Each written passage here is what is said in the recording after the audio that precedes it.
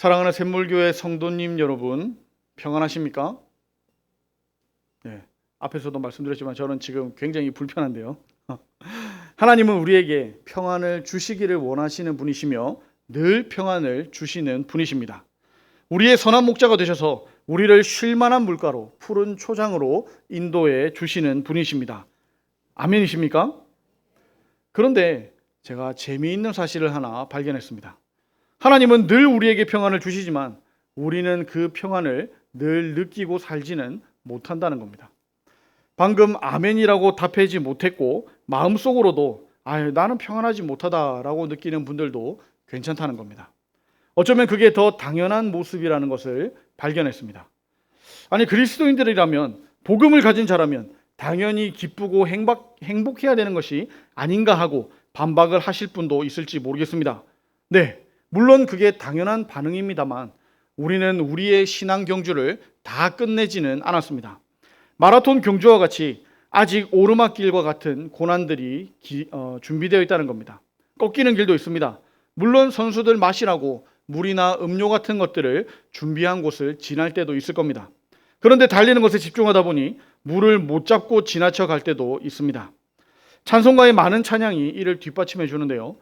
몇 장만 살펴보겠습니다. 370장을 보시면 주 안에 있는 나에게 찬양이죠. 후렴이 어떻게 되는지 기억하십니까? 내 앞길 멀고 험해도.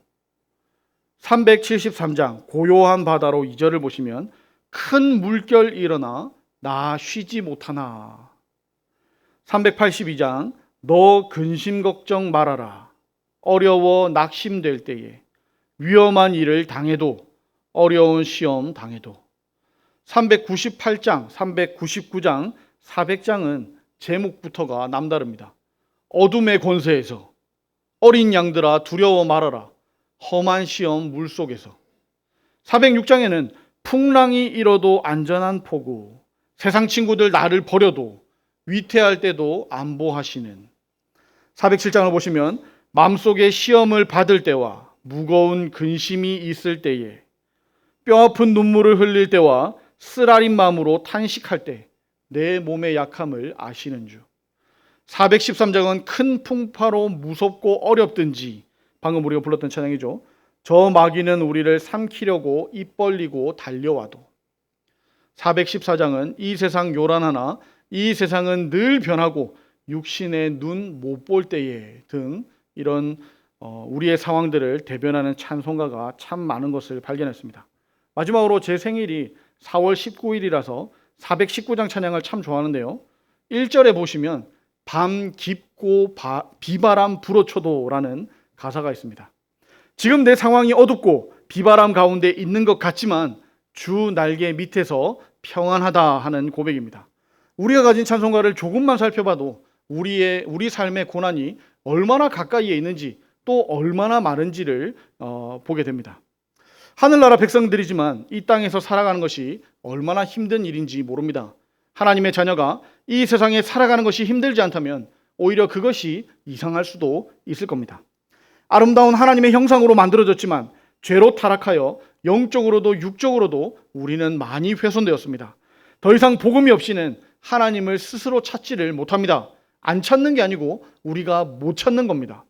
또 하나님의 복음을 들었다 해도 죄가 눈을 가려서 하나님을 믿지를 못합니다. 또 자연스럽게 하나님이 아니라 세상을 선택하게 된다는 겁니다. 자연스럽다는 표현을 썼지만 사실은 세상을 선택하는 것이 비정상적인 모습이죠. 그러나 모두가 비정상적인 선택을 하니까 정상적인 선택이 비정상이 되고 비정상적인 선택이 정상적인 선택인 것처럼 역전현상이 일어났다는 겁니다. 태양의 빛과 구름의 비가 이 땅에 내려도 하나님의 은혜를 전혀 깨닫지를 못합니다. 영적으로 완전히 망가졌습니다. 그리고 항상 건강을 신경 써야 합니다. 외적으로 보이는 몸은 지구상에서 살아 움직이는 것 중에 가장 약하다고 하죠. 피부를 감싸는 털도 적습니다. 그렇다고 피부가 엄청 두껍지도 않습니다. 옷이 없으면 추위도 강한 햇빛도 이겨낼 수가 없습니다. 보이는 몸만 그렇습니까? 우리 몸속의 건강도 그렇습니다. 특히 과학이 발달하면 발달할수록, 의학이 발달하면 발달할수록 아픈 사람이 얼마나 많은지 모릅니다. 자기 병을 잘 모르는 사람은 있어도 완전히 멀쩡한 사람은 없습니다. 어디가 불편해도 불편하고 어디가 아파도 아픕니다. 하나님의 자녀가 태어나면 축복하고 기뻐해야 될 일이지만 개인에게는 욥과 같이 자기 생일을 미워하게 될 뿐입니다. 오늘 본문을 통해서 이런 우리의 고난을 우리가 어떻게 받아들여야 되는지 성경적으로 알아봤으면 좋겠습니다. 바울은 고린도 교회에게 자신의 사도적 권위에 대해서 적극적으로 주장했었죠. 복음을 위한 수고와 고난에 대해서 부득이하게 자랑하고 있었습니다. 셋째 하늘에 이끌려 갔다가 왔다는 자랑입니다. 그곳에서 가히 이르지 못할 말을 들었다고 오늘 읽었던 본문 앞에 4절에서 고백합니다. 그리고는 더 이상 사실에 대해서는 더 이상의 사실에 대해서는 언급하지를 않습니다. 왜냐하면 사람들이 복음의 본질에서 벗어나서 엉뚱한 데 관심을 갖지 않도록 하기 위해서였습니다. 6절입니다. 그러나 누가 나를 보는 바와 내게 듣는 바에 지나치게 생각할까 두려워하여 그만두노라. 그리고 곧바로 이어서 오늘 읽은 본문이 시작됩니다. 나 사도 바울은 여러 계시를 받은 것이 지극히 크다. 그래서 내가 너무 자만하지 않게 하시려고 내 육체의 가시 곧 사탄의 가시를 주셨다. 그 이유는 나를 쳐서 내가 너무 자만하지 않게 하려 하심이다. 바울은 자신이 하나님으로부터 받은 계시가 크다는 것을 이야기했습니다. 그러나 계시만 받은 것이 아니라 사탄의 사자와도 같은 가시도 주셨다라고 말합니다. 자기 육체의 가시를 주신 이유를 가시를 기준으로 앞뒤로 2번 똑같이 반복하고 있습니다. 바울에게 왜 가시를 주셨습니까? 바울이 자만하지 않게 하시려고 주셨습니다. 바울은 스스로 이 가시를 하나님께서 주셨다고 고백했지만 또 이 사탄의 사자라는 표현도 했습니다. 가시가 얼마나 싫었으면, 그리고 그 가시가 얼마나 힘들었으면 사탄의 사자라고 표현했을까요? 사람들은 이 가시가 무엇일지 궁금해합니다. 마음의 병인지 아니면 육체의 질병인지 궁금해합니다. 그래서 불면증, 우울증부터 시작해서 안질, 간질, 무릎, 발바닥 등 여러 부위를 여러 근거를 통해서 들기도 합니다. 그러나 그것이 중요합니까? 가시가 무엇인가 보다 가시를 준 이유가 더 중요합니다. 바울이 자만하지 않게 하시려고 가시를 주셨다는 것이죠. 그래서 바울의 가시는 하나님의 은혜이며 하나님의 사랑의 표시라는 겁니다. 사람들은 전적으로 타락한 죄성으로 말미암아서 언제나 악을 선택하는 경향이 있습니다. 이 사실은 성경을 통해서 그리고 신문과 방송을 통해서 또 우리 주변에서도 쉽게 찾아볼 수가 있습니다.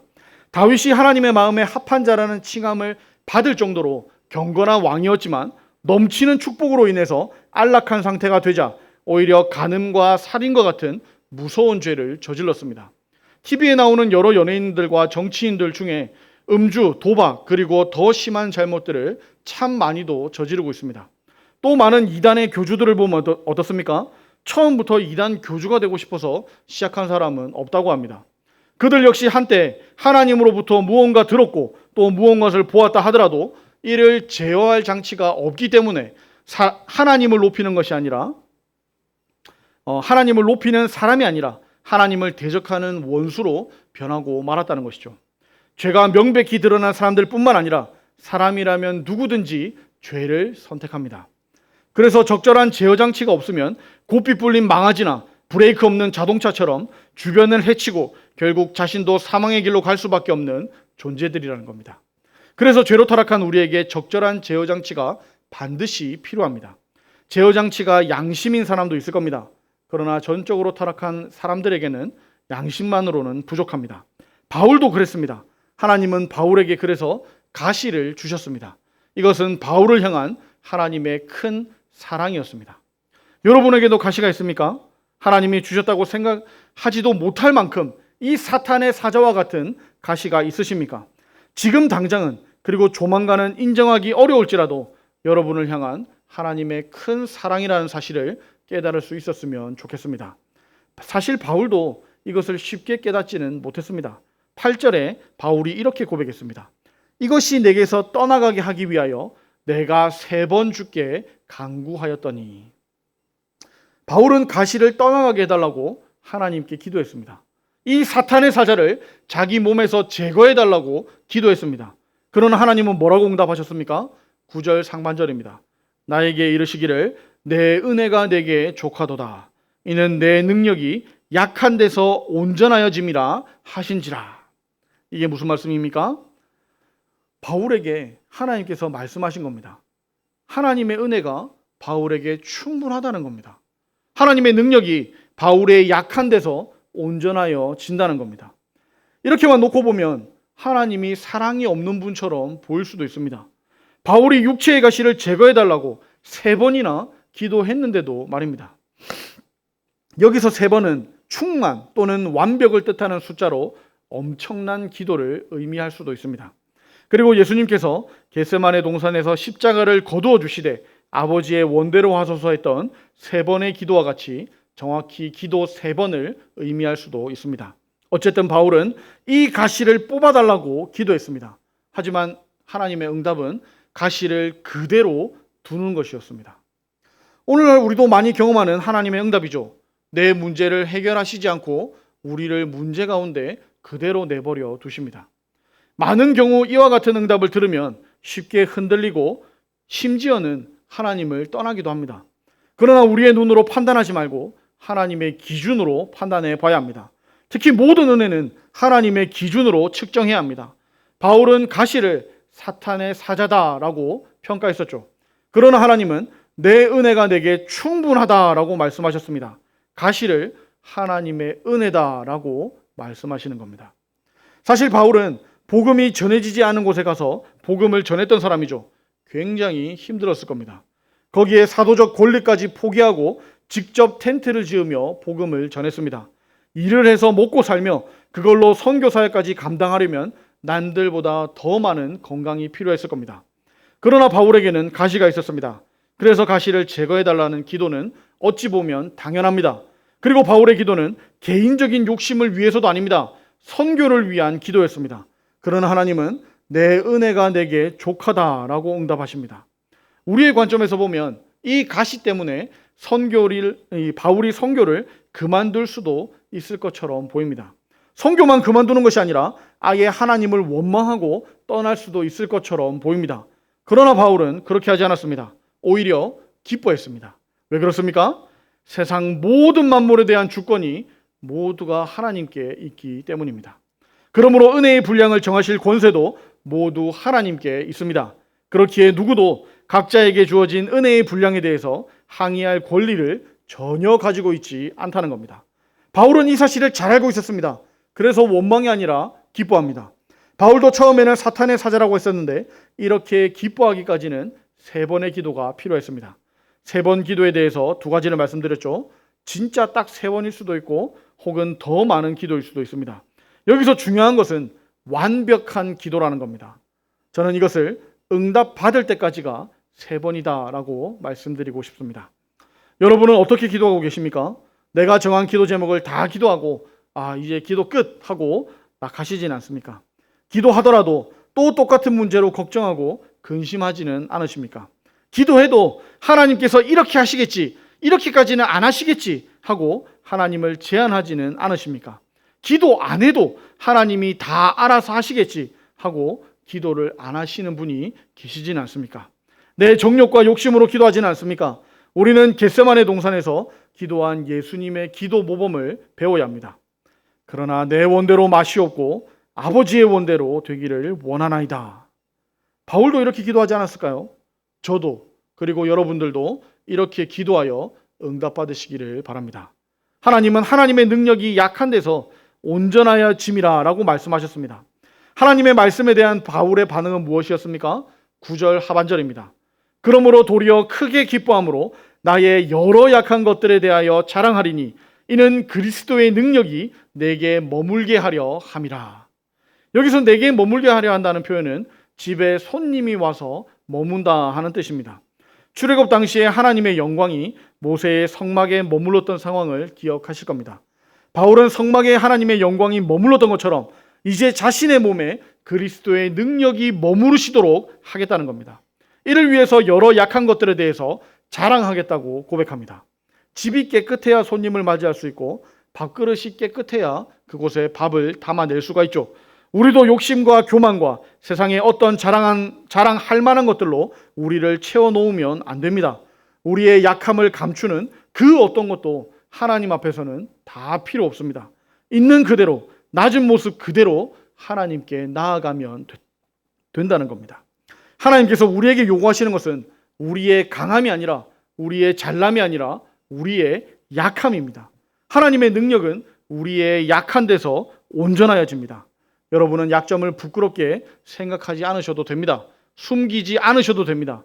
오히려 그 약점을 높이 들어서 하나님께 영광 돌릴 수가 있습니다. 왜냐하면 우리의 그 약점을 허락하신 분이 바로 우리 아버지 하나님이시기 때문입니다. 우리의 약점은 사탄의 사자가 아니라 하나님의 은혜이기 때문입니다. 그러나 이러한 결론을 내리기 전에 앞에서 말한 3번의 기도, 즉 완전한 기도를 꼭 하셨으면 좋겠습니다. 하나님의 은혜라니까 그냥 나도 그런가 보다 하지 마시고 정말 그러한지 하나님 앞에 기도로 매달리시기를 바랍니다. 그리고 나에게도 그러하다면 그때부터는 오늘 바울과 같이 자랑하면 됩니다. 자랑할 때 그리스도의 능력이 우리 가운데 머물게 될 겁니다. 바울은 10절에서 5가지를 기뻐한다고 했습니다. 그 5가지가 무엇입니까? 약한 것들과 능력과 궁핍과 박해와 공고입니다. 자신이 기도한 대로 육체의 가시를 제거해 주셨거나 좀 더 부드러운 것으로 바꿔 주셨기 때문이 아닙니다. 다만 성숙한 믿음과 성숙한 기도로 이 기도 응답을 받았고 자신의 약함 속에 하나님의 능력이 머물며 완전해짐을 깨달았기 때문입니다. 진짜 하나님의 응답을 받으면 얼핏 보기에는 고난으로 보이는 것도 능력으로 변하게 됩니다. 한 유명한 전도자의 이야기인데요. 이 전도자는 교회 역사가들이 말하기를 이 교회 역사상 보기 드문 위대한 설교자요 전도자 가운데 한 사람이었다라고 평가합니다. 하지만 그에게도 나름대로의 육체의 가시와 고통이 있었습니다. 당시 세상에서 가장 큰 교회를 담임하고 있었지만 여러 질병과 심각한 좌절감으로 고통을 당했다고 합니다. 그럴 때 이런 일기를 쓴 적이 있다고 합니다. 내 병은 너무나 무겁고 좌절감은 마치 천근의 바위처럼 나를 누른다. 이럴 때는 기도조차 무거운 짐이 된다. 그랬던 그도 기도 중에 바울과 같은 깨달음을 얻은 후에 다음과 같이 고백했다고 합니다. 이제 깨달았다. 낙담하는 마음과 내 병은 더 큰 사역과 축복을 위해 찾아오는 선지자이며 마치 세례 요한처럼 거친 옷을 입었으나 사실은 예수님의 풍성한 축복을 알리러 오는 예비자들이다. 이런 고백을 한 스펄전 목사도 그냥 깨달은 것이 아닙니다. 예수님께서 본을 보이셨고 바울도 그 본을 따라했던 그 3번의 기도가 있었습니다. 여러분들도 여러분이 가진 이 가시, 이것을 깨닫고 싶지 않으십니까? 우리는 깨닫고 싶은 만큼 기도해야 합니다. 기도하면 하나님께서 깨닫게 해주시려고 준비하고 계십니다. 그러니 우리는 기도해야 합니다. 기도함으로 우리의 고난조차 하나님의 능력으로 변화시킬 수가 있다는 겁니다. 마지막으로 한 가지만 더 살펴보려고 하는데요. 바울은 그리스도의 종이 되어 복음 전파의 사명을 받은 후에 그야말로 초인적인 열정과 능력으로 지중해를 둘러싼 전 지역에 복음을 전했습니다. 그래서 로마서를 쓸 당시에 벌써 예루살렘에서 일루리곤까지 복음을 전했다라고 기록하죠. 일루리곤은 지금의 그리스를 지나 알바니아, 몬테네그로, 보스니아, 크로아티아 쪽입니다. 그런데 그것으로도 모자라서 이제는 이곳에서 더 일할 곳이 없으니 서바나까지 가겠다고 했습니다. 서바나는 스페인입니다. 바울이 이처럼 위대한 사역을 성취하고 더 나아가 땅끝까지 복음을 전하겠다는 큰 비전을 품게 된 것은 바울 자신이나 주위의 모든 환경이 순조로웠기 때문이 아닙니다. 아니, 오늘 본문을 보면 오히려 바울에게는 그 누구도 감당할 수 없는 그런 가시가 있었고 그를 둘러싼 주변 환경 역시 보통 사람으로는 감당할 수 없는 장애와 위험뿐이었습니다. 그럼에도 바울은 복음을 잘 전했고 더 나아가서 언어도 통하지 않는 지역까지 가서 복음을 전하겠노라 하는 비전을 품을 수 있었습니다. 왜냐하면 그에게는 이 땅의 고난까지도 하나님의 능력으로 변화시킬 줄 아는 믿음이 있었기 때문입니다.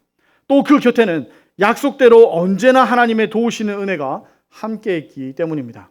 따라서 바울에게는 육체의 가시나 외부에서 다가오는 위험과 고난은 복음의 장애가 되기는커녕 오히려 복음 전파를 돕는 징검다리가 되었을 뿐입니다.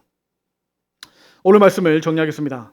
우리는 선생님 집안에서 선생님이 나오는 것을 별로 놀랍게 생각하지 않습니다. 의사 집안에서 의사가 나오는 것도 그냥 그렇다고 생각합니다. 오히려 시장에서 나물 파는 집안에서 의사가 나오고 일용직 하는 집안에서 선생님이 나오면 놀랍니다. 좋은 상황에서는 좋은 결과를 내기가 쉽지만 어려운 상황에서는 좋은 결과를 내기가 어렵다는 말입니다. 세상 사람들은 그렇게 생각하겠지만 우리는 영적인 눈을 열어서 하나님을 바라봐야 합니다. 그리하여 고난을 피하는 것이 아니라 은혜의 디딤돌로 삼아야 합니다. 우리의 약함으로 하나님의 능력이 드러나게 해야 합니다. 그래서 고난과 은혜라는 두 날개를 통해서 더 높이 날며 하늘나라의 진리와 영광을 이 세상에 증거할 수 있어야 합니다. 고난이라는 한쪽 날개만 있으면 날 수 없지만 고난과 똑같은 크기의 은혜의 날개가 있으면 날 수 있습니다. 더 높이 나는 더 큰 날개가 필요하십니까? 그렇다면 더 큰 고난을 이겨낼 수 있는 믿음이 더 필요합니다. 그렇다고 큰 날개만 중요합니까? 아니죠. 독수리도 날아다니지만 참새도 납니다. 우리가 별로 좋아하진 않지만 모기와 파리도 날아다닙니다. 은혜를 주시는 분은 하나님이십니다. 그저 날 수 있음에 감사하는 저와 여러분들이 되었으면 좋겠습니다. 고난이 너무 커서 내가 은혜보다 고난이 더 커서 추락하고 있는 분이 계십니까? 기도함으로 은혜의 날개를 더 다는 이 시간이 되었으면 좋겠습니다. 우리 함께 찬송가 419장을 찬양하도록 하겠습니다.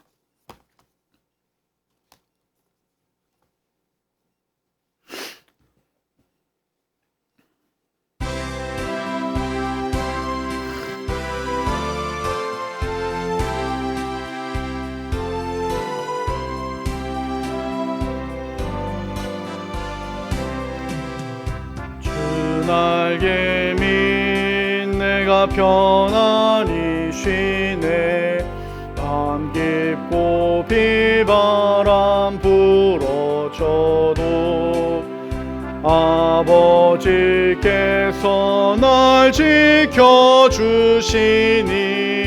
거기서 편안히 쉬리로다. 주 날개 민 평안하다. 그 사랑 끊을 자는요. 주 날개 밑내 쉬는 영혼 영원히 거기서 살리. 주 날개 밑 나의 피난처 되니 거기서 쉬기를 원하노라. 세상이 나를 위로치 못하나 거기서 평화를 누리리라. 주 날개 밑 평안하다. 그 사랑 끊을 자는요.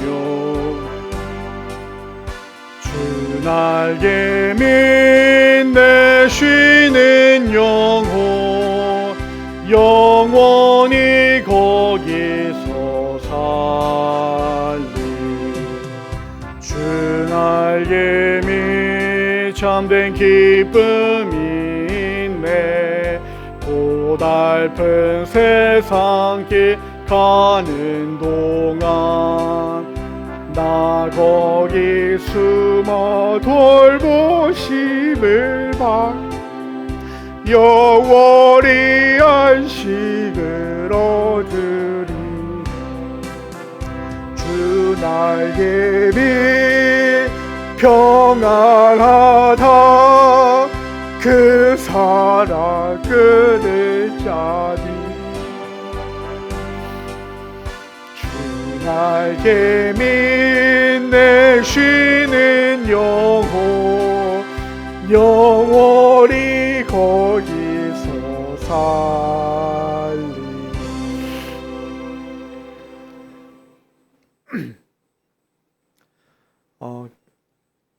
기도는 우리 마치고 개인적으로 했으면 좋겠는데요. 그래도 준비한 기도 제목들을 좀 공유했으면 좋겠다 싶어서 읽어드리겠습니다.